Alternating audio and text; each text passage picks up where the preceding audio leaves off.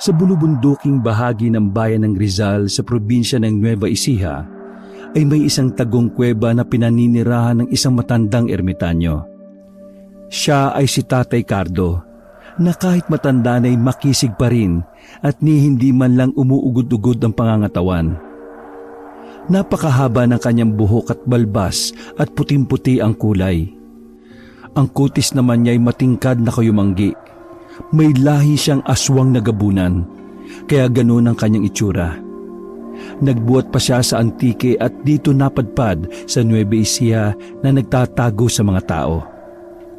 Minsan, nang lumabas bandang tanghaling tapat si Tatay Cardo mula sa kuweba para sana maganap ng mga tuyong sanga para gawing panggatong sa kalapit na gubat-gubatan, sa di kalayuan ay may namataan siyang nakahandusay na binata sa damuhan. Nilapitan ito ni Tatay Cardo. Aba, bakit may nakahandusay na tao rito? Anong ginagawa nito rito? Hindi man lang natakot at nangahas na pumarito sa gubat na mag-isa. Maya-maya'y biglang umungol ang nakahandusay na binata habang sinisipat ni Tatay Cardo. Lolo, tulong. Kailangan ko ng... At kapag kuwa'y naputol lang gusto pa sanang sabihin ng binata dahil tuluyan na itong nawala ng malay. Wawang bata naman ito. Namumutlan at mukhang hinang-hina na. Parang nagigising ang pagdanasa akong muling kumain ng laman ng tao at uminom ng sariwang dugo. Napakatagal ko na rin hindi nang bibiktima ng tao. Ito na lang yata ang gawin kong pananghali at panghapunan mamaya. Parang hindi naman matanda si Tatay Cardo nang walang anumang buhatin niya ang walang malay na binata at pasanin sa kanyang balikat. Pagkaraan ay sumibad siyang parang kidlat pabalik sa kanyang tagong kuweba sa gilid ng bundok. Sa loob ng madilim-dilim na kuweba'y inilapag niya ang binata sa isang malapad na pahaba at lapad na bato. Teka, ano kaya ang sadya ng binatang ito sa gubat? Kanina'y nangungusap ang kanyang mga mata habang nagsasalita. May kung anong gustong hilingin sa akin. Tama. Hindi ko ito maaaring patayin. Isa pa, parang pamilyar sa akin ang amoy ng dugo ng taong ito eh. Mananatili ang aking panatang kahit kailan ay hindi na ako titikim ng tao. Mananatiling mga hayop lamang ang titikman ko. Gamit ang espesyal niyang kapangyarihan bilang isang gabunan ay sinalat ni Tatay Cardo ang noo ng binata. Makalipas ang ilang minuto ay muling nanumbalik ang malay tao nito. Ngunit pagkakita kay Tatay Cardo ay natakot na ang binata. Para bang noon lang nito napagtanto na kakaiba pala ang itsura ng inaakala niyang isang lolo. Sino kayo? Nasaan ako? Anong lugar ho ito? Narito ka sa aking kuweba, iho. Hindi ako isang pangkaraniwang tao tulad ng inaakala mo. Pero huwag kang matakot sa akin. Wala akong balak ng masama sa iyo. Bagkus handa pa nga akong tulungan ka. Ho? Ano ho ba kayo? Isa ho ba kayong engkanto? Lamang lupa? Alien? Hindi. Hindi ako isang engkanto o lumang lupa o alien. Mabuti pa huwag mo nang alamin at baka matakot ka lang sa akin. Baka kasi ang sadya mo iho at mag-isa kang napadpad sa gubat sa labas. Hindi mo ba alam na delikadong tao sa gubat na ito? Alam kong mapanganib ang gubat na ito. Pero kasi kailangan kong makahanap ng halamang gamot para ho sa mga magulang kong may malubhang sakit eh. Ayaw ko silang mawala sa akin. Dahil mahal na mahal ko po sila eh. Kahit rin ako may sakit. Naubos to yung kabuhayan namin sa pagpapatingin sa mga albularyo sa barangay namin. Nakakadismaya ho dahil mga mukhang pera na ho sila eh. At ginagatasan na lang ho kaming mga mahihirap na walang sapat na kakayahan na makapanggamot sa mga ospital. Pati ho mga formula ng mga halamang gamot nila'y mahal. At ayaw ko ho nilang ituro kung paano maghalo-halo. Kaya napilitan ho akong magsariling sikap sa paghahanap ng formula. Ay, ganun ba iho? Napakaswapang at napakasasama naman pala ng mga albularyong yon. Mabutit na lamang ko ang sitwasyon mo at sitwasyon sa baryo ninyo sa kamay ng mga albularyong yon. Hayaan mo iho at tutulungan kitang pagbayarin ng mga albularyong yon. Sa papanong panahon ninyo sila pagbabayarin, Lo? Mahirap din ho silang kantiin dahil may kapit din ho sila sa barangay official sa amin. Madalas ho nagsasabuatan sila para makontrol kami mga mahihirap Tawagin mo na nga lang pala akong Tatay Cardo, iho. Kung tungkol sa paraang gagawin ko, huwag mo nang alalahanin yon. At tulad ng sinabi ko sa iyo, isa kong hindi pangkaraniwang tao. Ako ang bahala sa masasamang mga albularyo sa baryo ninyo. Ano ho ba talaga kayo? Pwede ko ho bang malaman, Tatay Cardo? Alam mo ba kung bakit mapanganib sa lugar na ito ng gubat-gubatan? Walang taong nakakakita sa akin ang nananatiling buhay. Kaya walang nakakaalam tungkol sa akin at ang tagong kuwebang ito. Anong ibig niyong sabihin? Mamamatay ang sinumang taong makakita sa inyo? Bakit ho ako? Bakit buhay pa ho ako? Buhay ka pa dahil gusto kitang tulungan. Lalo na ngayon, nalaman ko ang sitwasyon mo at ang inyong baryo. Ngayon hahayaan kitang mabuhay. Ngunit sa 3 kondisyon. Ano hong kondisyon? Una, huwag kang matatakot sa akin. Ikalawa, walang dapat makaalam ng tungkol sa akin liban sa iyo. At ang ikatlo, sa oras na ipaalam mo sa iba ang tungkol sa akin, papatayin kita 10 ng buo mong angkan sa karumal-dumal na paraan. At siya nga pala, isa akong gabunan. Gabunan? Hindi ho ba kayo nagbibiro? Mukha ba ako nagbibiro? O baka gusto mong ipakita ko sa iyong totoo kung anyo? Naku, huwag na ho. Kaya ho pala, purong puti ang inyong buhok at balbas. At kaya ho pala, ganyan ang kutis nyo.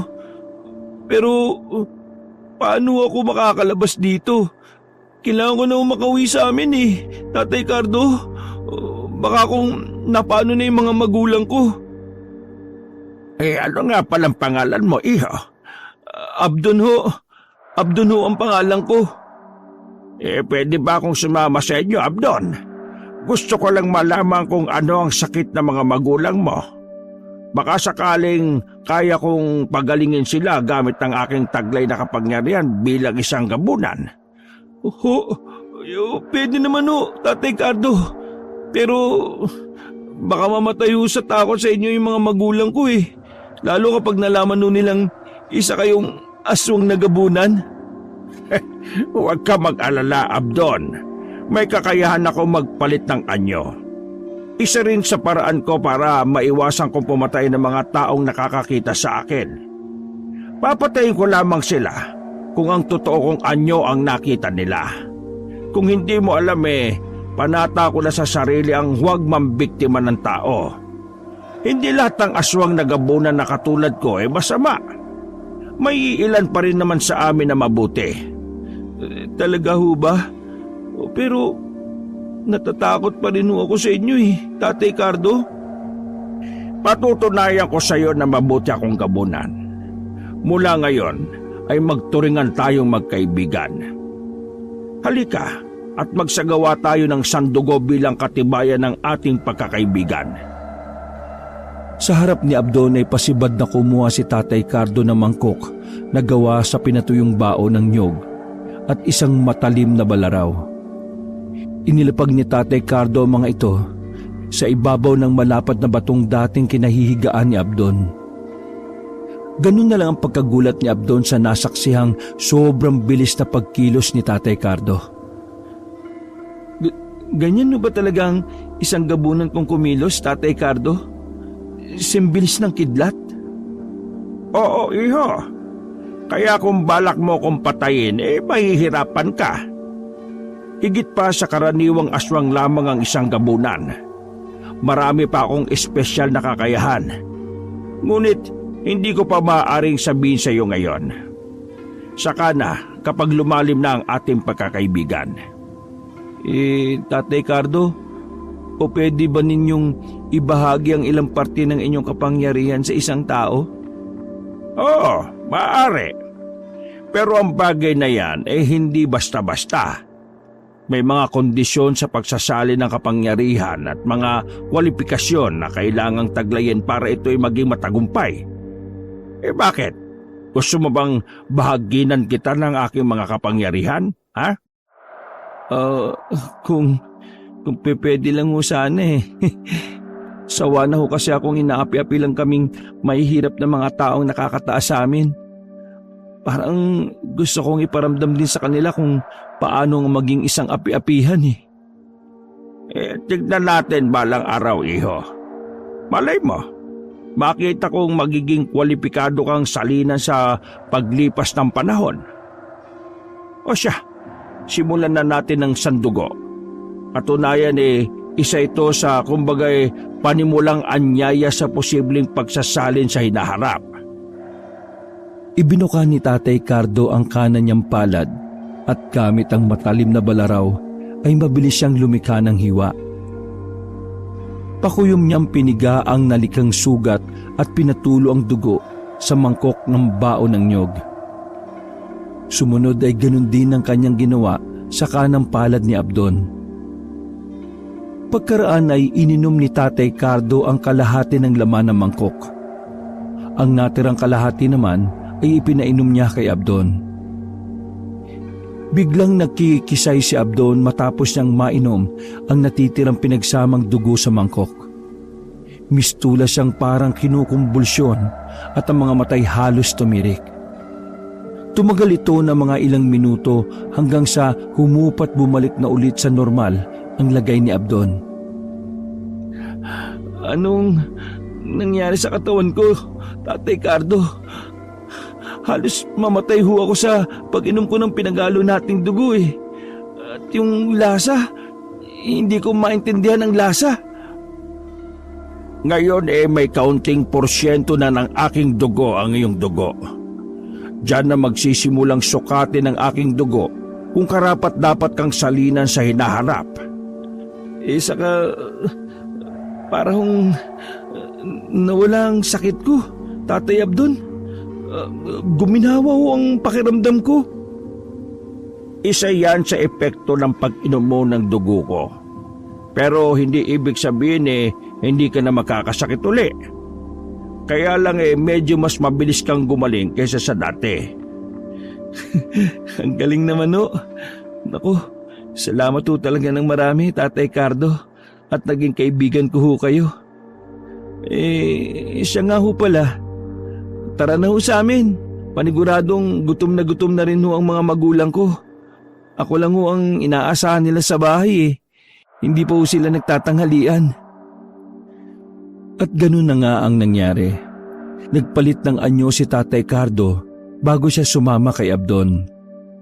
Naging itim ang puting buhok at balbas. Umurong at umiksiri ng mga ito. Pumusyaw rin ang kulay ng kanyang balat at medyo bumata ang kanyang itsura. Gamit ang anyay kapangyarihan ay simbilis ng kidlat silang naglaho ni Abdon at agad nakarating sa dampang bahay ni na Abdon sa malapit sa bukirin. Lumitaw sila sa bandang hindi mapapansin ng mga magulang ni Abdon. Ngunit isang hindi inaasahang tagpo ang nadatnan nila. Naroon sa loob ng dampa ni na Abdon ang ilang albularyo. May kung anong mga halamang gamot ang inilalapat nila sa may sakit na mga magulang ni Abdon. Narito na naman ho pala yung mga pesteng albularyo, Tatay Cardo. Wala na akong tiwala sa kanila eh. Shh! Sandali, Abdon. Huwag ka muna maingay. Hindi muna nila tayo pwedeng makita. Pagganahin ko muna yung kapangyarihan kong hindi makita ng mga tao. Pati ikaw pansamantalang hindi rin muna nila makikita. Magmasid muna tayo at makinig. Nasaan na ba yung walang silbi niyong anak? Bakit niya kayo iniwan ng walang tumitingin sa inyo? Wala na nga kayong gamot Hindi pa pala kayo ipinaghanda ng pananghalian. Kung hindi pa kami dumating para maningil baka paglalamayan na kayo bukas. Ayan ha. Nilapatan namin kayo ng formula ng halamang gamot para sa sakit ninyo. Heto ba ang isang boteng pampahid ninyo sa tuwing sinusumpong kayo? 3 na pala. At makakulangin. Hindi yan libre ha. Ililista kong utang na naman ninyo na babayaran nyo sa susunod na katapusan ng buwan. Kapag nagpatuloy na hindi kayo nakakabayad kada buwan, ay mapipilitan kaming ilitin ang bukid na sinasaka ng anak ninyo. Entiendes? Sa akin naman, gwapo naman at maganda ang katawan ng anak ninyo. Mukhang ducks pa. Pwede na sa akin na siya ang ibayad ninyo. Solve na ako kahit matikman ko lang siya ng minsan. At kapag talagang na-enjoy ko siya, promise, next time na need ang serbisyo ko, libre na always. Maawa naman kayo sa amin. Alam niyo naman na kayo lang ang maaasahan namin. Wala kaming kakayahang magpadoktor sa bayan. Saka walang-wala rin kami. Saka huwag niyong sasalingin ang anak ko. Hindi ako makakapayag. Baka pwedeng saka na kami magbayad kapag nakabawi na kami at makaluwag-luwag. Ang tanong kailan pa kayo makakabawi? At talagang nangangarap pa kayong aasenso balang araw? Nako Imelda, sa panahon ngayon, ang mahirap ay lalong humihirap. Bakit ika mo? Kasi nandito kaming nakakaangat at tuntungan lang kayo ng mga paa namin. Ang sama naman ng tabas ng dila mo. Sa bagay, ano ba namang aasahang lalabas sa bulok na dila kundi puro kabulukan? Balang araw, yang dila mo rin na magpapahamak sa'yo. Abahoy! Islaw, lantang kalabaw. Kung makasagot kay parang may sapat ka pang lakas para labanan kami Baka isang tadyak ko lang sa'yo magpantay na ang mga paa mo. Ano, maghahamon ka? Tama na kayo. Sige na, gawin niyo na ang mga maibigan ninyo kung hindi kayo takot sa karma. At hinihiling ko na sana, huwag mabaliktad ang sitwasyon natin balang araw. Pero kahit mabaliktad, hindi ko pa rin gagawin ang tulad ng ginagawa niyo sa amin. Dahil may takot kami sa Diyos.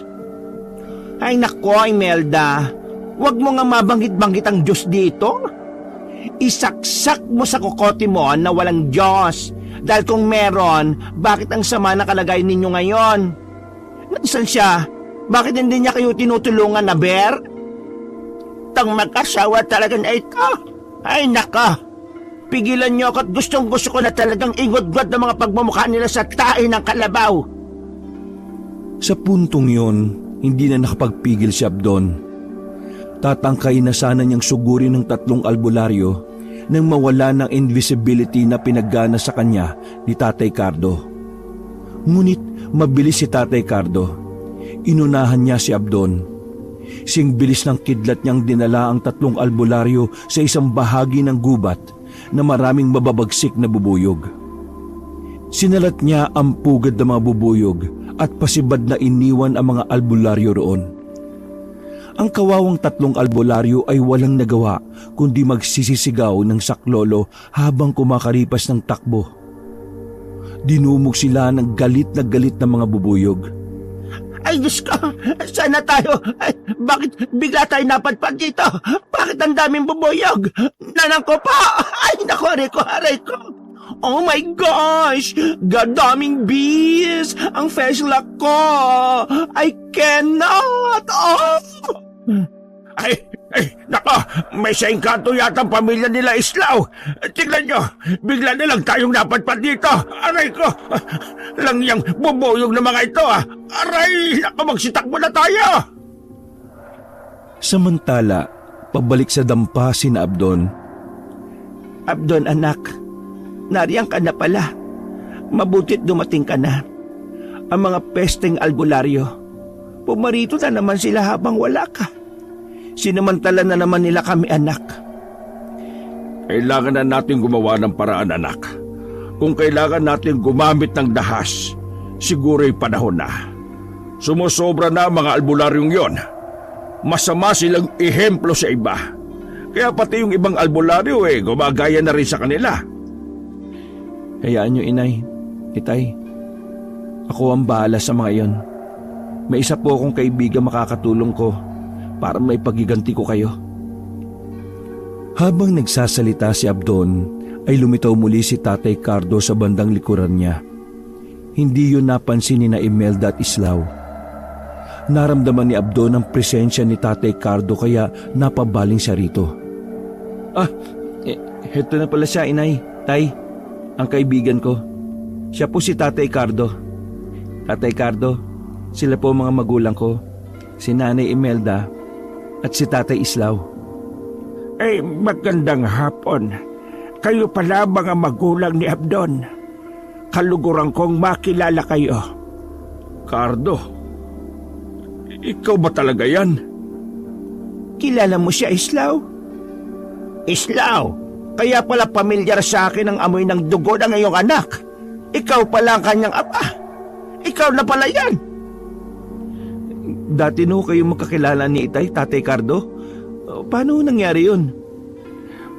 Mahabang kwento anak. Imelda, kung isasalaysay namin sa inyo, baka magulat rin kayo. At huwag sana kayong mabibigla na si Cardo ay hindi normal na tao. Anong ibig mong sabihin, Islaw? Kung hindi siya normal na tao, ano siya? Huwag sana kayo matakot, inay. Ako rin po alam ko na kung ano talaga si Tatay Cardo. Sikreto lang po natin ito at tayo lang po makakaalam. Si Tatay Cardo po, inay, ay isang aswang. Aswang na gabunan. Ha? Diyos ko, siya na ba yung dati mong ikinukwento sa akin, Islaw? Totoo pala yun. Akala ko gawa-gawa mo lang. Paano kayo nagkakilala ng anak ko, Cardo? At saan ka ngayon nagtatago? Mabuti't hindi ka natuksong lapangin si Abdon. Nakita ko siyang nakahandusay sa labas ng tagukong kuweba sa gilid ng bundok. Islaw, dinala ko siya sa kuweba ko. Totoong muntik ko na siyang pagbalakang biktimahin. Ngunit naamoy ko sa kanya ang amoy ng iyong dugo. Kaya bigla kong naalala ang panatang ipinanata ko sa harapan mo noon na hindi na ako ulit kailanman titikim ng laman at dugo ng tao bilang pasasalamat sa pagliligtas mo sa akin noon. At heto, siya palang anak mo. Tulad mo'y nagsagawa rin kami ng sandugo bilang katibayan ng aming pagkakaibigan. Natikman ko rin ang kanyang dugo, ngunit hindi nagising ang aking pagkagabunan sa dahilang sagrado ang sandugo. Ikinalulungkot ko palang ipaalam sa iyo, Cardo, na ang dugo mo sa akin ay nawala ang talab. At ang nakita kong dahilan ay dahil sa kung ano-anong halamang gamot ang ineksperimento sa amin ng mga albularyong yon. Huli na nang mapagtanto ko na kaya pala kay dali ko ng kapitan ng sakit. Idagdag pang tumanda na rin ako. Peste nga talagang may tuturing ang mga albularyo rito sa baryo ninyo, Islaw. Hindi dahil sa banta sila sa akin bilang isang aswang, kundi dahil sa hindi magandang paraan nila ng pag-i-eksperimento ng mga gamot sa mga tao. Buti na lang at nalaman ko. Mula ngayon si Abdon ang aasahan kong maaaring salina ng aking mga kakayahan bilang gabunan sa hinaharap.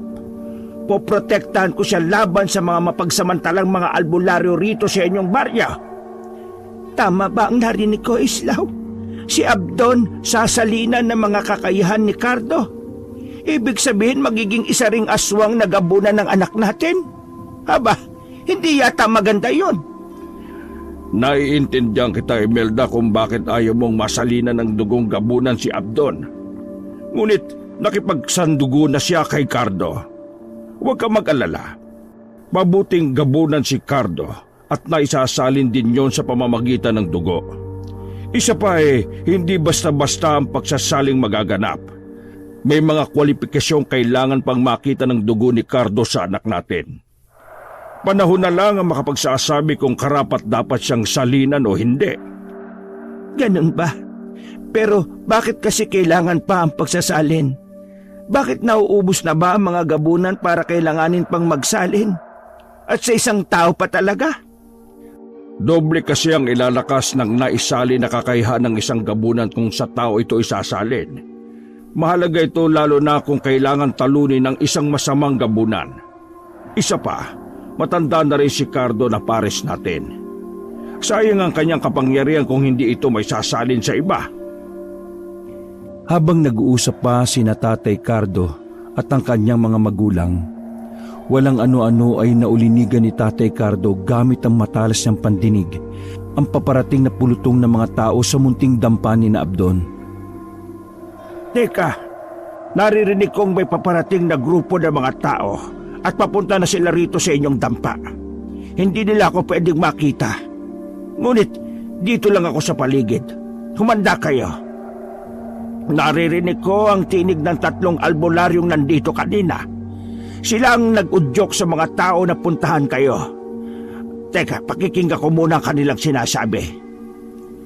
Nag-concentrate si Tatay Cardo para klarong marinig ang usapan, kahit malayo na hindi naman abot ng dinig ni na Abdon at ng kanyang mga magulang. May sa engkanto ang pamilyang yon, mga kababaryo. Dapat natin silang hulihin at ikulong bago pa sila makapambiktima ng ibang inosyente. Tingnan niyo ang sinapit namin.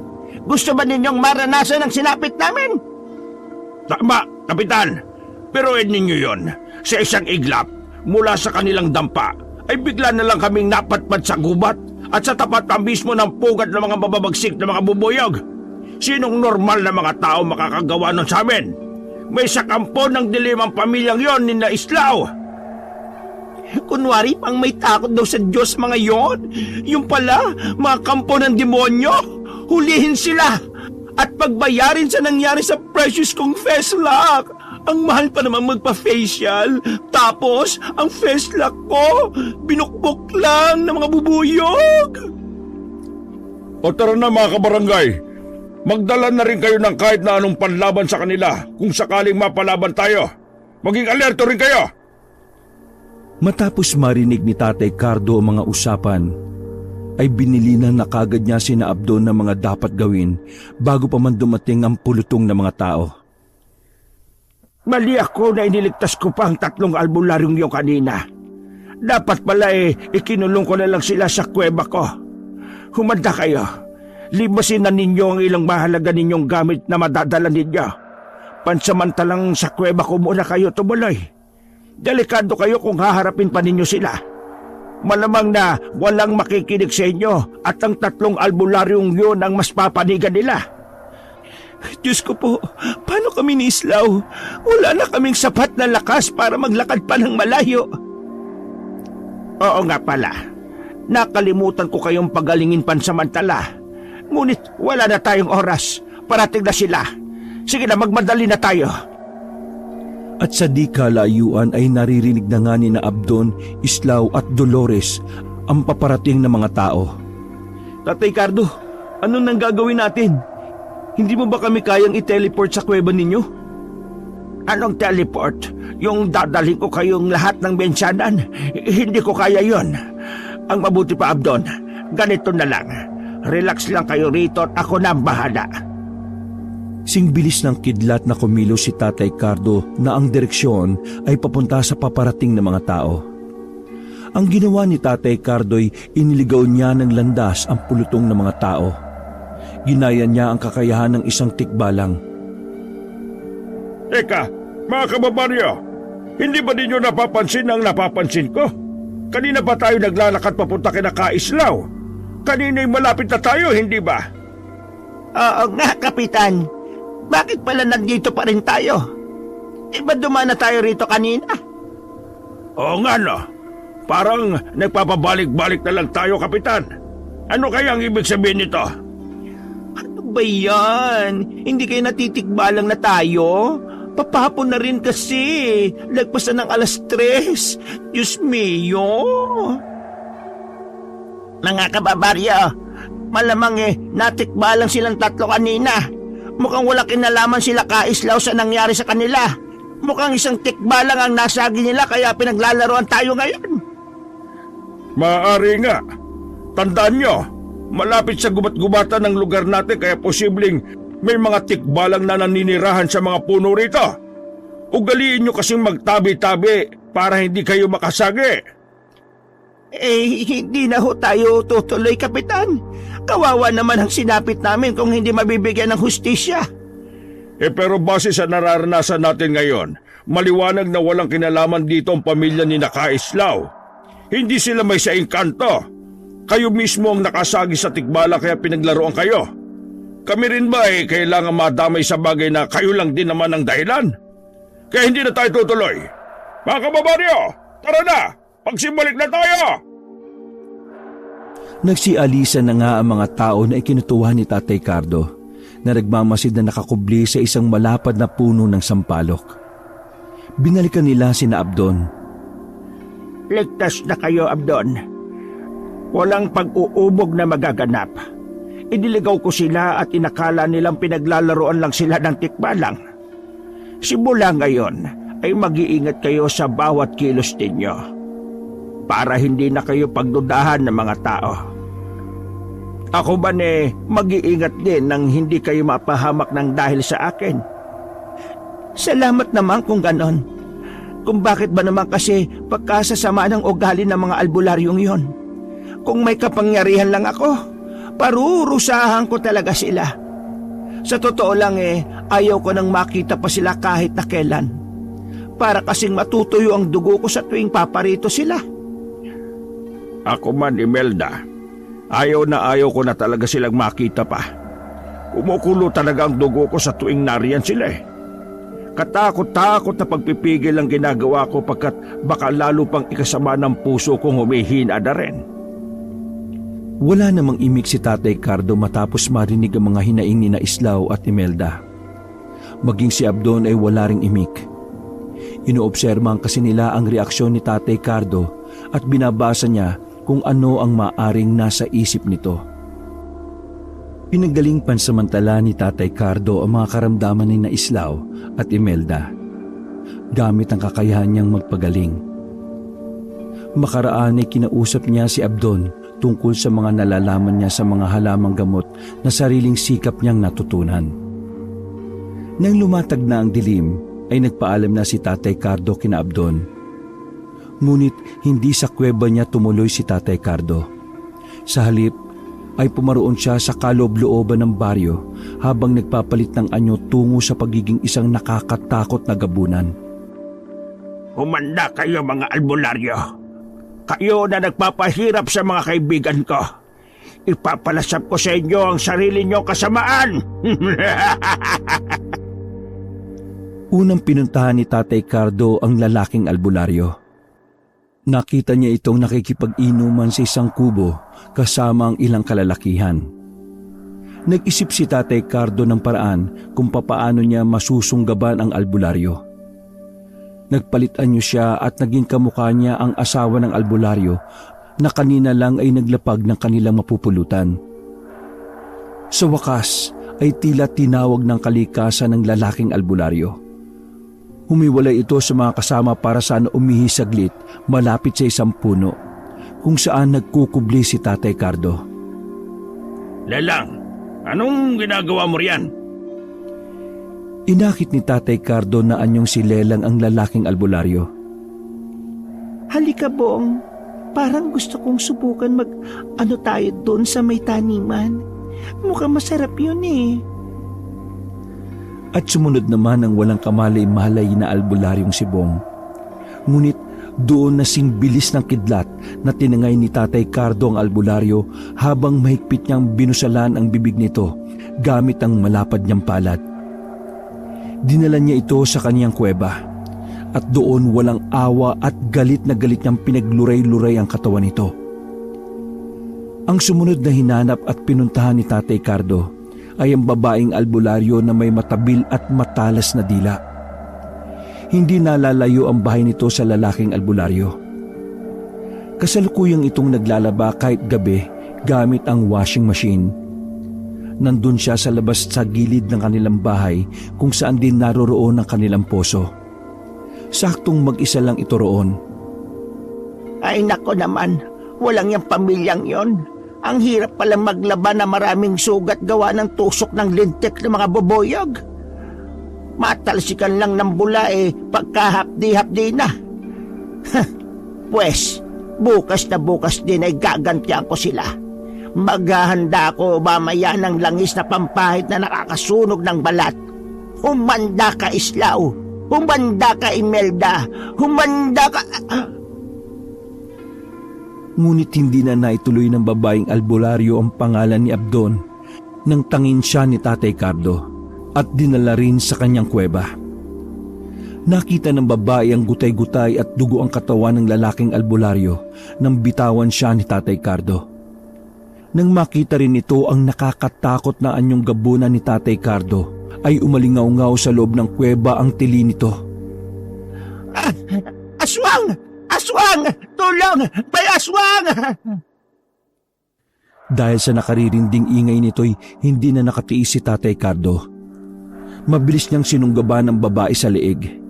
Iniangat sa ere at walang sabi-sabing dinukot niya ang dila nito mula sa nakanganga nitong maluwag na bibig sa malakas na binaltak.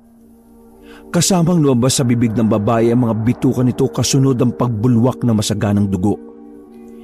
Hindi pa nakontento si Tatay Cardo. Malakas pa niyang ibinalibag ang wala ng buhay na katawan ng babae. Tumama ito sa parting batong haligi ng kuweba at nagkalasog-lasog. Nama si kaibigang Islaw. Ang dila rin ng babaeng ito ang magpapahamak sa kanya. Ngayon wala nang matalim na dilang manghahamak sa mga kaibigan ko. At ang huling hinanap ni Tatay Cardo ay ang bading na albularyo. Katulad ng lalaking albularyo, bandang una ay nakita niya rin ito na nakikipag-inuman. Ngunit mga bagets ang kainuman nito at kaharutan. Nang umihipan samantala ang isang gwapong bagets, ay ginamitan ito ni Tatay Cardo ng pampawala ng malay tao. Sa kanya kinopya ang itsura nito. Hindi naman nahirapan si Tatay Cardo dahil sinundan pala ng bading na albularyo ang umihing gwapong bagets na balak sanang pagsamantalahan. Wala itong kamalay-malay na aswang na pala ang kanyang kaharap. Mabilis ulit na tinangay ni Tatay Cardo ang bading na albularyo at dinala muli sa kanyang kuweba. Hoy, saan mo ko dinala? Bakit ang dilim? Aba, mukhang game ka ha? Ngunit pagkaharap ng bading na albularyo sa inaakala niyang bagets, ay nanlaki at namilog ang mga mata nito. Oh my gosh! Isweng! Saklaw-law! Isweng ha! Tulungan me! Tulungan me! Ngunit sa minalas-malas ay walang sino mang makakarinig sa malakas na tili ng bading na albularyo. Liblib ang lugar ng kuweba. Idagdag pang medyo kulob ito. Ang kaawa-awang bading ay walang tigil na pinaggutay-gutay ni Tatay Cardo ang katawan gamit ang kanyang matatalas na mga kuko. Nagkalat at umago sa sahig ng kuweba ang mga pira-pirasong laman at masaganang dugo. Nang sumunod na araw ay nabalita sa buong baryo ang pagkawala ng 5 katao. Kasama na nga roon ang 3 albularyong brutal na pinaslang ni Tatay Cardo. Nagdagdag pa siya ng 2 masamaring mga albularyo para hindi magduda ang mga tao at ibaling ang sisi sa pamilya ni na Abdon. 5 araw pa ang lumipas at patuloy pa rin hinahanap ang mga nawawalang albularyo. At dito na nagsimulang mabahala ang pamilya ni na Abdon. Islaw, hanggang ngayon pala ay hindi pa rin nahahanap yung 3 albularyong kinaiinisan natin. Alam mo bang nagsisimula na tayong pagdudahan ng mga kababaryo natin? Baka raw may kinalaman tayo sa pagkawala ng mga albularyo. Bakit naman tayo mababahala kung wala naman tayong ginagawa?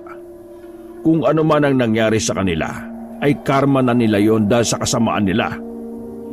Ang totoo, Islaw, ang anak natin si Abdon ang pinaghihinalaan nila.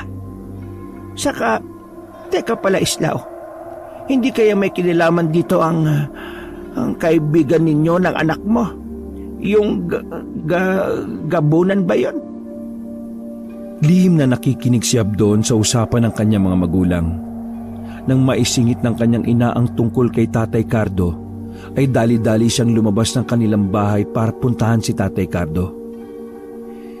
Lingid sa kaalaman ni Abdon ay may isa palang binatang patagong nagmamanman sa kanya.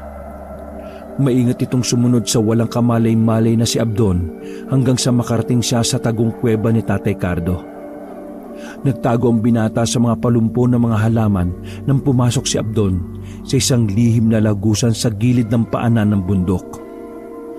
Samantala, sa loob ng kuweba, Oh, Abdon, bakit napasugod ka sa kuweba ko? Meron bang hindi magandang nangyari sa mga magulang mo?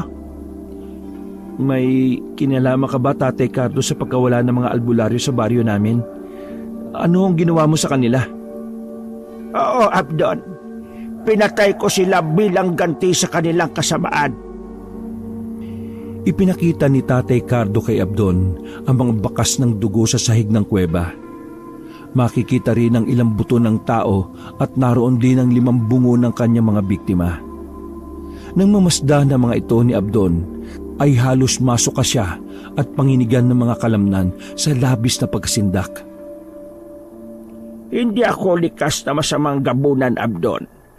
Ngunit masakit sa akin na nakikitang naghihirap ang kalooban ng aking mga kaibigan nang dahil sa kasamaan ng mga albularyong yan. Nang marinig ko ang mga hinaing ng mga magulang mo nang dahil sa kanila'y nalipos ako ng matinding galit, kaya nagawa ko silang pagbayarin sa kanilang masasamang ginagawa. Naiintindihan naman ho kita, Tatay Cardo. Pero may hindi magandang konsekwensya ang inyong ginawa eh. Alam niyo ho bang ako ang pinaghihinalaan ng mga tao sa amin na may kinalaman sa pagkawala ng 5 albularyo? Mainito ako ngayon sa kanilang mapagmasid na mga mata. Sa sinabi ni Abdon ay hindi nakaimik si Tatay Cardo. Bigla siyang malalim na napaisip. Kapag kuwan ay naningkit ang kanyang mga mata. Kaya pala ay may kung anong nasasagap ang matalas niyang pandama sa labas ng kuweba. Sandali lang. Mag-isa ka lang bang pumarito sa kuweba ko, Abdon? Oo. Wala akong kasama at maingat ho akong pumarito. Iniwan ko sila inay at tatay sa bahay. Bakit ho ba? Nararamdaman kong may isang taong sumunod sa iyo at naghihintay siya sa labas. Hindi magandang nararamdaman ko sa isang ito.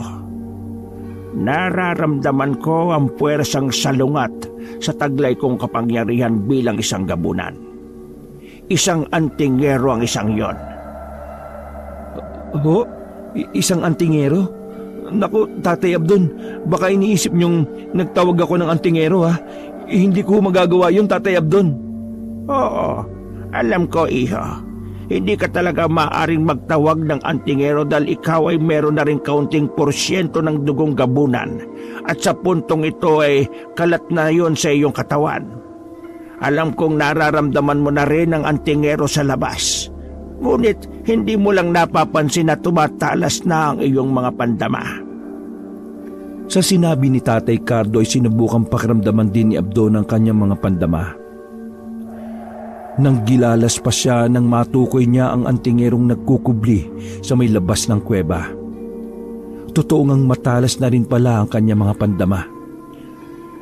Totoo nga, Tatay Cardo, matalas na nga ho pala ang aking mga pandama. Ibig sabihin ho ba nito na isalin na rin ho sa akin ang inyong mga kapangyarihan? Nakapagtataka, iho. Sa iyo'y napakaigsi lang ng panahon na kailangan at kwalipikado ka na kagad para sa pagsasalin. Nararamdaman kong panahon na nga para isalin ko sa iyo ang kalahati ng aking mga kapangyarihan. Isa pa'y mukhang hinihingi na rin ang panahon at pagkakataon. Agad ay isinagawa ni Tatay Cardo ang ritual ng pagsasalin sa harap ni Abdon. Mariing pumikit si Tatay Cardo at matamang nag-concentrate. Maya-maya pa'y biglang nanginig ang buo niyang katawan. Ang anyo niya ay nagpabalik-balik ng palit sa anyong tao at anyong gabunan, na parabang naglalaban ang kanyang dalawang katauhan. Mga ilang minuto rin itong naganap at ang huminto'y biglang may isinuka si Tatay Cardo na sinalo niya ng kanyang palad. Isang makintab na itim na bato na parang kalahating biluhada ang hugis. Labis na hiningal si Tatay Cardo sa isinagawa niyang proseso. Kunin mo itong batong ito, iho. Bakas ang pagkamangha sa mukhang tumalima si Abdon sa utos ni Tatay Cardo. Naroroon din ang kinang ng kanyang mga mata at pananabik sapagkat yun ang pinakahihintay niya. Ang masalinan ng mga nakamamanghang kapangyarihan ni Tatay Cardo. Lunukin mo na kagad, iho, bago pa man yan kusang bumalik sa akin. Malakas pa ang balanin niyan sa kalahating bahagi nito na nasa akin pa. Ang kalahating bahagi nito ay hindi ko pa maaaring ibigay sa iyo sa ilang kadahilanan. Isa pa'y kailangan mo munang gamayin ang pagdadala ng batong yan sa iyong katawan. Hindi biro-biro ang pagdaraanan mo dahil dyan. Dahil sa kasabikan ay nilunok nga kagad ni Abdon ang nasabing itim na bato. Ngunit bigla siyang parang nasamid nang marinig ang mga huling tinura ni Tatay Cardo. Hindi niya naisip kagad yun. Ano ho, Tatay Cardo? Ibig niyong sabihin may matindi pa akong pagdaraanan dahil sa batong nilunok ko? Sabihin nga ninyo sa... Hindi na ituloy ni Abdon ang gusto pa sana niyang sabihin nang walang ano-ano'y nanginig din ng buo niyang katawan ng ubod ng tindi na pares ng nangyari kanina kay Tatay Cardo. Unti-unti ring nagkulay abo ang kanyang buhok at bahagyang umitim ang kanyang kutis. Malakas na napapaungol si Abdon dahil sa hindi niya maipaliwanag na nararamdaman sa kanyang katawan. Halos maglabasan din ang kanyang mga ugat sa katawan at nagmistula siyang parang kinukuryente ng mataas ang boltahe. May isang oras ang itinagal ng kakaibang nangyayari kay Abdon. Matapos nga ito'y humandusay na lamang siyang bigla nang wala ng malay. Alalay namang sinapo ni Tatay Cardo ang lupaypay na katawan ni Abdon, kung kaya hindi bumagsak sa mabatong sahig ng kuweba. Nang muling bumalik ang malay ni Abdon, ay matinding pagsusuka naman ang kanyang dinanas. Halos isuka niya ang lahat ng laman ng kanyang sikmura.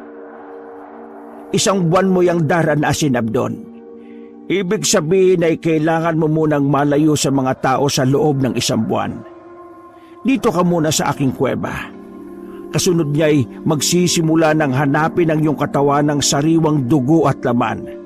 Ngunit hindi ka maaaring mambiktima ng tao. Sa halip ay mga hayop lang ang maaari mong biktimahin. Tutulungan kita sa bagay na yan ng pagdidisiplina sa sarili. Tulad ng dati kong ginawa nung manata ako sa iyong ama na hindi na ako mambibiktima ng mga tao. Pero paano sila inay at itay? Ako na ang bahala sa kanila, Abdon. Sa ngayon ay ihanda mo muna ang iyong sarili sa pamumuhay na tulad ng isang ermitanyo sa loob ng isang buwan. Habang nagsasalita pa si Tatay Cardo, ay naramdaman na naman niya ang pagkilos ng antingerong nasa labas ng kuweba. Ngayon nararamdaman niyang natuntunan nito ang sikretong lagusan papasok ng kuweba. Si Abdon man ay gayon din. Nararamdaman din niya ang antingerong yon. Pero may isang bagay siyang natuklasan na ikinababahala niya.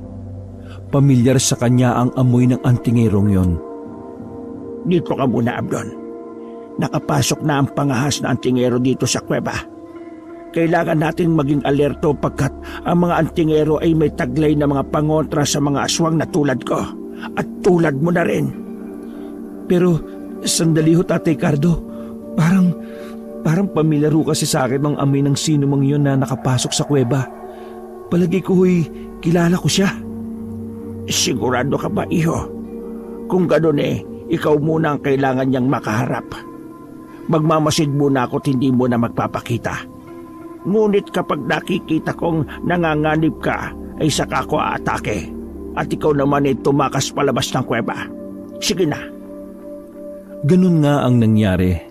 Si Abdon ang humarap sa antingerong ingat na pumasok sa looban ng kuweba. Kahit madilim-dilim ang paligid, ay malinaw namang nakikita ni Abdon ang lalaking antingero dahil nga sa tumalas ang kanyang mga pandama. Agad niya itong nakilala. Ang kababata't matalik niyang kaibigan ay nagbalik na pala sa kanilang baryo. Dahil sa bugso ng kagalakan ay tinangka ni Abdon na masayang salubungin ng matalik na kaibigan. Deo! Tama! Ikaw nga, Deo! Nakabalik ka na pala sa baryo natin! Ngunit biglang natigilan sa paglapit si Abdon nang maramdaman niyang may nakakapasong bagay na unti-unting sumusuot sa kanyang katawan.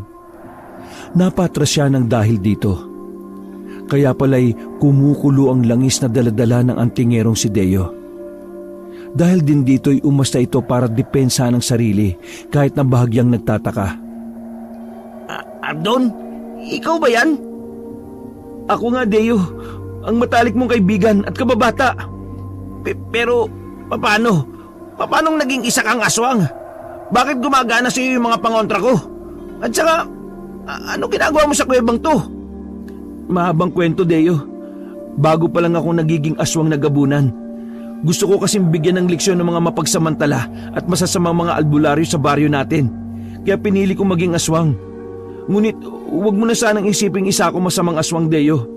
Kilala mo ko, simula pagkabata natin. Teka Abdon, totoo bang may kinalaman ka sa pagkawala ng ilang mga albularyo sa atin? Saka, paano ka naging gabunan na ikaw lang? May kasama ka bang iba pang mga gabunan sa kuwebang ito? Dito na lumantad si Tatay Cardo kay Deo. Ako ang kasama niya, iho. Kaibigan ko si Abdon. Nakipagsandugo siya sa akin at ininom namin ang pinaghalo naming mga dugo. Kaya nahaluan na ng dugong gabunan si Abdon. Pagkakita kay Tatay Cardo, ay alertong hinawakan ni Deo ang hawak niyang mutya na panlaban sa malalakas na uri ng aswang na tulad ng mga gabunan. Iniakma niya ito sa direksyon ni Tatay Cardo na bahagya ring napaatras. Sa puntong ito, humarang naman si Abdon para protektahan si Tatay Cardo. Sandali, Deo. Huwag ka munang gumawa ng aksyon. Hindi masamang gabunan si Tatay Cardo. Ang totoo'y kaibigan din siya ng tatay ko noon pa man, nung dating nasa Visayas siya. Namuhay si Tatay Cardo bilang isang ermitanyo sa tagong kuwebang to at umiwas sa mga tao. Hindi siya nambibiktima ng mga tao dahil may panata siya kay Itay na hindi na siya kailanman mambibiktima ng mga tao. Tanging mga hayop na lamang ang binibiktima niya. Siya bang may kinalaman sa pagkawala ng mga albularyo sa baryo natin? Oo, iho. Ako ang dahilan ng kanilang pagkawala. Pinatay ko sila, ngunit hindi ko sila kinain. Kaya ko lamang nagawa yun ay para bigyang hustisya ang masasamang ginagawa nila sa inyong mahihirap na mga kababaryo. Tulad na lamang ng pamilya ni na Abdon. Hindi ko masikmura ang kanilang kasamaan at pananamantala. At bilang halimbawa na rin sa ibang mga albularyo para hindi sila pamarisan. Ang totoo niyan, iho, hindi ko pa malalaman ang masaklap palang dinaranas ng mga kababaryo ninyo sa kanilang mga kamay kung hindi pa napadpad rito si Abdon malapit sa kuweba ko. Ganun ho ba? Pero alam mo ba ninyong may nauna pa sa aking sumunod kay Abdon at nagmamanman sa kanya? Isa ho yung albularyo. Bumalik na ho yun sa baryo at malamang ibinalita na sa mga kababaryo namin ang tungkol sa lihim na kuwebang ito na pinasukan ni Abdon. Sa kanilang narinig ay makahulugang nagkatinginan sina Abdon at Tatay Cardo. Si Deo na may nagpatuloy pa sa pagsasalita. Alam niyo rin po ba na nagtatawag sila ng mga antingero para tumulong sa paghahanap sa inaakala nilang nawawalang mga kaalbularyo nila? At isa na nga ako ron. Mabuti na lang at sinundan ko ang albularyong bumuntot kay Abdon. Kung hindi hindi ko pa malalaman ang punot dulo ng lahat. Tatay Cardo, ano nang gagawin natin? Malamang paparito sila sa kuweba at uumugin tayo. makukulong tayo at masusukol sa kuwebang ito. Makakaya ho ba natin ang pinagsanib na puwersa ng mga albularyo at mga antingero? Hindi biro-biro mga antingerong kinalap nila, Abdon. Mahirapan kayong kalabanin sila. Tatay Cardo, ano ang plano natin? Matamang nag-isip si Tatay Cardo. Nagpalipat-lipat ang matiim niyang mga titig kina Abdon at Deo. Kay Deo mas nagtagal ang kanyang titig na parabang tinatansya niya ito. Hindi mapagamay ang pagiging isang gabunan, Abdon. Kung mas napaaga sana ang pagkakagamay mo rito ay makakaya natin silang labanan. Hindi pa tuluyang nagigising ang dugong gabunan sa sistema mo. Ngayon ay kailangan natin ng tulong. Kailangan natin ng tulong nitong kaibigan mo. Oh, ako? Pero paano ko kayo matutulungan? Ang kakayahan ko ay kontra sa inyong kapangyarihan bilang isang aswang. Tama ka, iho. Pero hindi mo ba alam na may kapangyarihan din ng isang gabunan tulad ko na kumopya ng ibang mga kapangyarihan at kakayahan? Yun ang natitirang nasa akin na hindi ko pa naisasalin kay Abdon. Ibig niyo bang sabihin balak niyong kopyahin ang kapangyarihan ni Deo bilang isang antingero, Tatay Cardo? Oo, Abdon. Tama ang iyong iniisip. Madali lang ang proseso kung papayag si Deo. Gagamitin natin ang makukopya nating kapangyarihan mula sa kanya na pangontra rin mismo sa mga antigero. Wala ang problema sa akin, Tatay Cardo, kung gusto niyong kopyahin ang mga kapangyarihan ko bilang antingero. Tapat ako sa kaibigan kong ito, simula pa man nung bata pa kami. Alam ko rin nung mapagkakatiwalaan ko rin kayo kung paanong nagtiwala sa inyo si Abdon. Salamat, Deo ha. Salamat talaga ng marami, kaibigan ko. May isang bagay lang akong inaalala, Tatay Cardo. Ngunit ang sasabihin pa sana ni Cardo ay mabilis na pinutol ni Tatay Cardo. Hindi na yun mahalaga, iho. Wala na tayong sapat na panahon para isipin pa yon. Nararamdaman ko nang kumikilos na sila patungo rito. Kailangan na nating magmadali. Wala namang nagawa si Deo kundi ang mapailing na lang sa gustong mangyari ni Tatay Cardo. Palihim niyang pinaglipat-lipat ang matamang mga titig sa matandang ermitanyo at sa kanyang kaibigang si Abdon. Nakadama siya ng kaunting awa sa kaibigang halata sa mga mata na may malalim ding iniisip. Isinagawa na nga ni Tatay Cardo ang pangungopya sa mga kapangyarihang pang-antingero ni Deo. Katakot-takot ang panginginig ng mga kalamnan ni Tatay Cardo at hindi mailarawang matinding pag-ungol ng paghihirap ang nasaksihan sa kanya ni Deo at Abdon. Halos umusok din ang buong katawan ni Tatay Cardo, kasabay ng tila nagre-rebelding pagpapalit anyo niya tungo sa pagiging isang gabunan. Nagtikwasan ang kanyang mga mahabang puting buhok. Bahagya rin siyang umangat sa ere at pagkadakay mabilis na umikot na parang trumpo.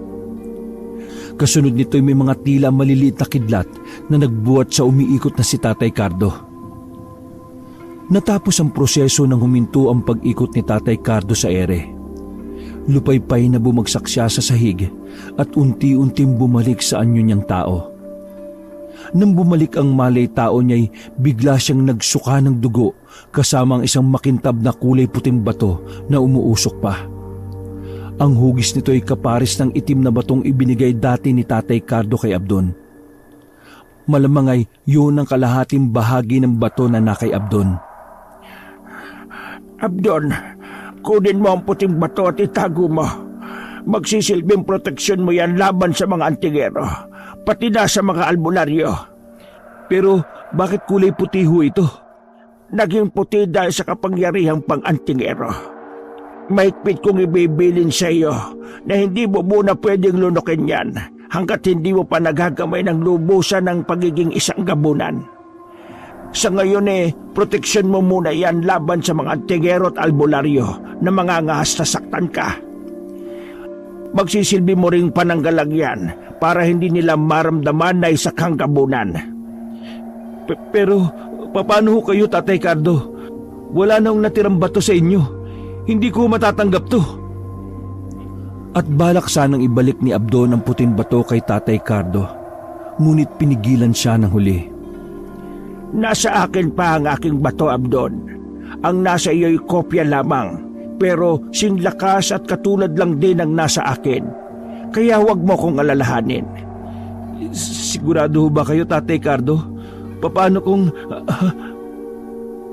Naudlot ang pagsasalita ni Abdon nang marinig nila ang kumusyon sa labas ng kuweba. Nariyan na sila, Abdon. Mukhang buong baryo na yata ang pumarito at hindi lang ang mga antingero at mga albularyo. Anong gagawin natin? Paano tayo makakalabas ng kuwebang ito? Tatay Cardo, anong gagawin natin? Sa may bukanan ng kuweba ay maririnig ang usapan ng ilang antingero at albularyo at ilang mga taga-baryo.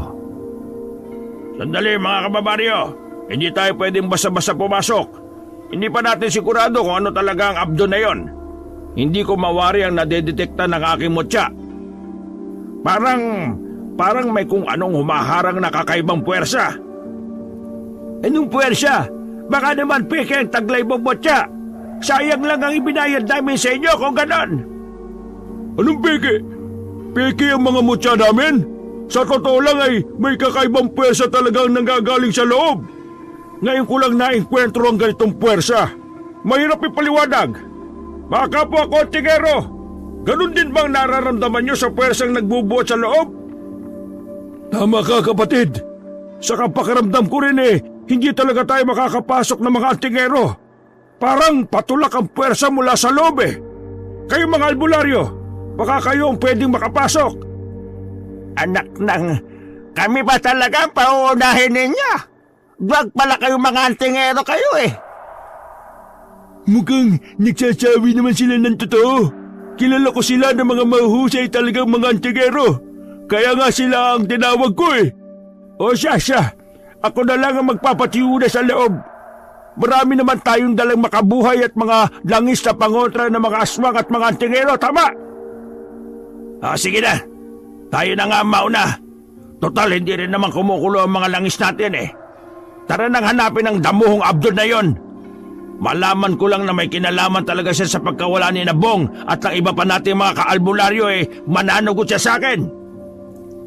Nagpatiunang ang pumasok ang dalawang albularyo na hawak-hawak ng mahigpit ang mga dala nilang nakabotelyang mga pangontrang langis at hinugis na pulseras na mga baging na makabuhay. Nagsindi rin sila ng sulo na pang-ilaw sa madilim-dilim na looban ng kuweba. Abdon! Abdon! Alam naming nariya ka sa loob! Nakita ka ng isa naming kasamaan na pumasok dito!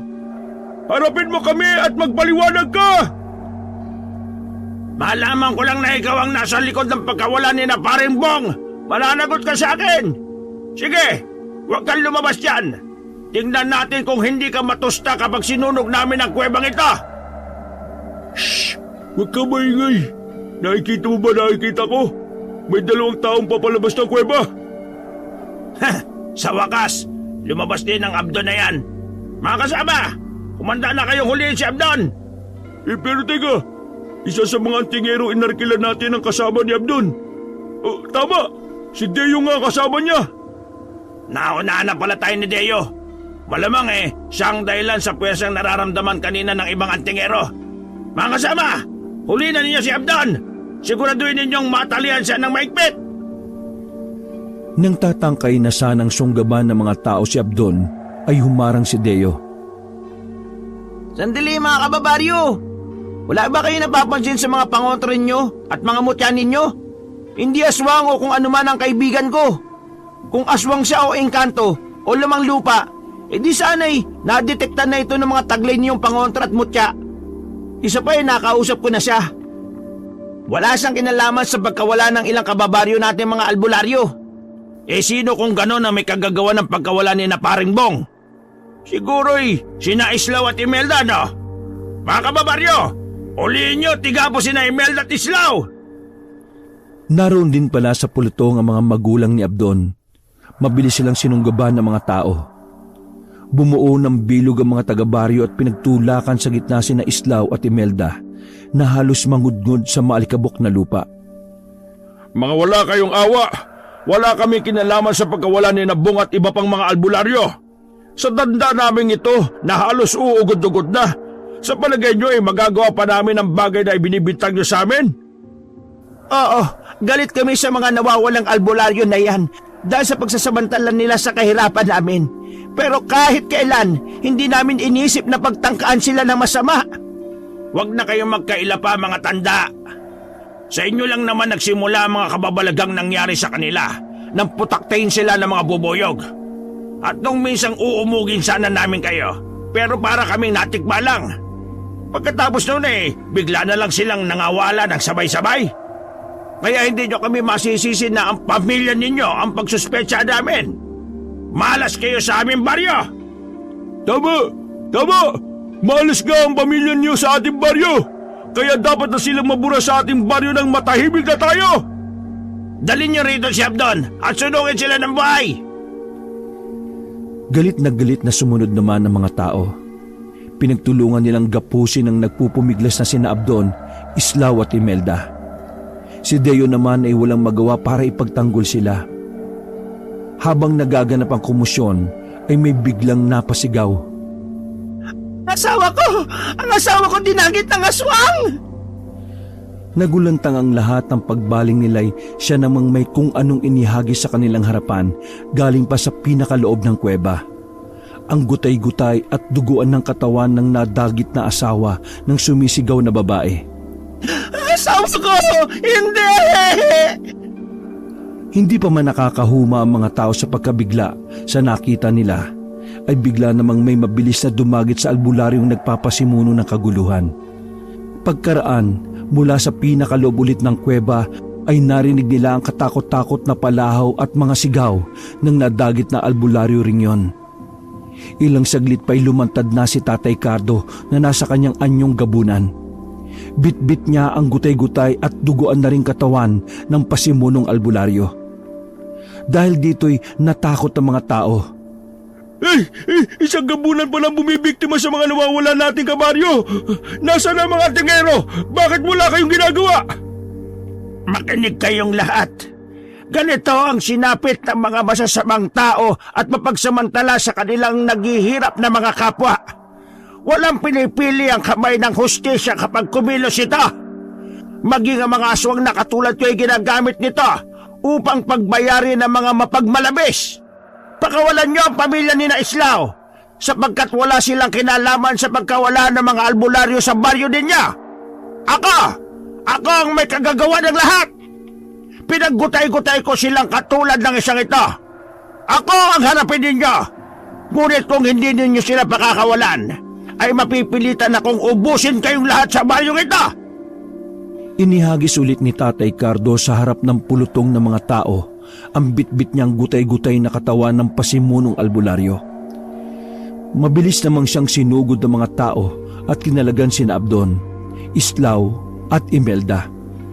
Si Abdon, pagkakalag sa kanya ng ipinangtali sa kanyang matibay na lubid, ay tatangkain sanang agad na takbuhin si Tatay Cardo. Ngunit kaagad siyang pinigilan ni Deo at inakay siya sa isang tabi na malayo sa pulutong ng mga tao. Bakit mo ako pinigilan, Deo? Kailangan ko ipagtanggol si Tatay Cardo. Kailangan kong kumbinsihin ng mga tao na hindi siya masamang aswang kagaya ng iniisip nila. Makinig ka muna sa akin, Abdon. May kinalaman ito kay Tatay Cardo at sa batong puti na ibinigay niya sa iyo. Ano bang meron sa kalahating batong puti? Akin na, ipakita mo sa akin. Inilabas ni Abdon ang batong puti mula sa bulsa ng kanyang puruntong na maong. Dahil sa pagkopya ni Tatay Cardo sa mga kapangyarihan kong pang-angtingero, nagkaroon ng pansamantalang telepathic field sa pagitan namin. Nag-uusap kami sa isip, Abdon. Ang batong ito, ang orihinal na batong kalahati ng itim na bato na nasa loob mo. Kopya o replika lang ang nasa kanya. Ibig sabihin ay mas mahina ang nasa kanya. At ang kapangyarihang naroon ay hihina ng hihina habang ginagamit. Ha? Paano? Ibig sabihin, hindi. Kailangan kong tulungan si Tatay Cardo laban sa mga antingero. Tatangkain sanang pumuslit ni Abdon para puntahan si Tatay Cardo. Ngunit pinigilan siyang muli ni Deo. Hindi pa tapos, Abdon. Ibiniling ka sa akin ni Tatay Cardo tungkol sa kung paanong paggaganahin ng batong puti sa loob mo. Kapag nilunok mo na ito sa hinaharap, magtutulong daw tayo sa atas na maging mga tagapagtanggol ng mga naaapi sa lipunan. Ako lang daw ang may kakayahang pigilan ka kapag natukso kang gamitin sa kasamaan ang ipinamana niyang kapangyarihan sa iyo. At isa pa Hindi na pinatapos ni Abdon si Deo sa sinasabi nito. Pwersahan na siyang pumiglas para puntahan at tingnan kung ano na ang nangyayari kay Tatay Cardo sa kamay ng mga antingero. Si Deo naman ay wala nang nagawa. Ang ginawa na lang niya ay akayin sina Islao at Imelda palayo sa kaguluhang nangyayari. At para na rin hindi nila makita ang sasapitin ni Tatay Cardo. Sa bukana ng kuweba'y nasaksihan ni Abdon si Tatay Cardo kung paanong buong tapang pa rin siyang nakikipaglaban sa mga antingero kahit ang kapangyarihang taglay nito bilang isang gabunan ay unti-unti nang nanghihina. Sige, tapusin na ninyo ang matandang gabunan na yan para wala nang mga haspang mambiktima sa ating mga kababaryo. Ibuhos nyo na ang lahat ng mga kapangyarihan nyo. Sige, ibuhos nyo lahat. Pero sinasabi ko sa inyo, may babangon pang bagong lahi pagkatapos ko. Isang bagong lahing mas makapangyarihan pa sa akin na kahit mga antingerong tulad ninyo'y wala nang magiging panama. At siya, sila ang magiging tagapagtanggol ng mga naaapi at maglalapat ng hustisya sa mga nasisiil. Wala na, tanda! Huwag ka nang mangarap! Masakit umasa sa walang katiyakan! Paano pang may susunod sa'yo? Buburahin ka na nga sa mundo sa oras na ito! Ala, sige mga tigero! Tuldo ka na ninyo ang hininga ng salot na ito! Pinagsanib puwersa na ng mga antingero ang kapangyarihan ng kanilang mga mutya laban kay Tatay Cardo. Si Abdon naman ay walang magawa. Kahit pilitin niyang sugurin sana para pigilan ng mga antingero, ay para namang may malakas na puwersang biglang pumigil sa kanya. Kaya pala'y puwersa yun ng kalahating batong puti na nasa kanyang bulsa. Ito ang kusang pumipigil sa kanya. Gusto rin sana niyang sumigaw ngunit pati tinig niya ay ayaw lumabas. Mistula siyang nasa isang panaginip. Nakikita niya ang masaklap na mga nangyayari ngunit wala siyang magawa. Sa huli, natuklasan na lamang ni Abdon na may isang nakasisilaw na kidlat na inilabas ang mga nagsanib puwersang mga antingero at mabilis na tumama ito sa tapat mismo ng puso ni Tatay Cardo. Nagkikikisay ang buong katawan ng kaawa-awang si Tatay Cardo na bumubulwak ang masaganang dugo sa kanyang bibig. Habang unti-unting napapaluhod hanggang sa tuluyang malukmok sa lupa. Sa wakas, wala nang salot na gagambala pa sa ating baryo mga kababaryo. Naipagiganti na rin natin ang sinapit ng ating mga kapatid na albularyo. Salamat sa ating mga antingero. Salamat sa inyong lahat! At nagsigawan sa kagaalakan ng mga tao. Pagkatapos nito'y isa-isa na silang nagsialisan sa lugar na yon. Ang tanging naiwan na lamang ay sina Abdon, Deo at ang mag-asawang Islao at Imelda. Sabay-sabay nilang nilapitan ang wala ng buhay na si Tatay Cardo. Tatay Cardo, bakit sa ganito nauwi ang lahat? Hindi ko matanggap, Tatay Cardo! Tatay Cardo! Isa siyang napakabuting gabunan, anak. Isinakripisyo niya ang kanyang buhay para sa atin. Napakabusilak po ng puso niya. Hindi lamang niya kayo iniligtas kundi plinano rin po niya ang para sa kinabukasan niyo. Siniguro ho niyang may susunod pa rin sa kanya na magiging tagapagtanggol ng mga naaapi. Isinakripisyo niya ang kanyang kapangyarihan para ito'y mapahusay pa at magamit ng susunod na lahi. Tahan na, Abdon, anak. Mula ngayon, alam kong ikaw na ang papalit sa papel ng iyong Tatay Cardo. Nagtiwala siya sa iyong hinding-hindi mo siya bibiguin. At salamat din sa iyo, Abdon, at magiging parte ako ng iyong papel. Kaluguran kong maging laging nasa tabi ng matalik kong kaibigan. Ipinapangako ko ring hindi ko bibiguin si Tatay Cardo sa mga inihabili niya sa akin. Sa lahat ng kanyang mga narinig, ay maingat na pinangko ni Abdon ang bangkay ni Tatay Cardo. Buong pagkasabik niya itong niyakap. Pagkaraan nito'y buong lakas na sumigaw si Abdon. Tatay Cardo! Kasabay ng malakas na pagsigaw ni Abdon, ay siya namang unti-unting pagsingaw ng parang usok ng bangkay ni Tatay Cardo hanggang sa tuluyan na itong maglaho. Wakas.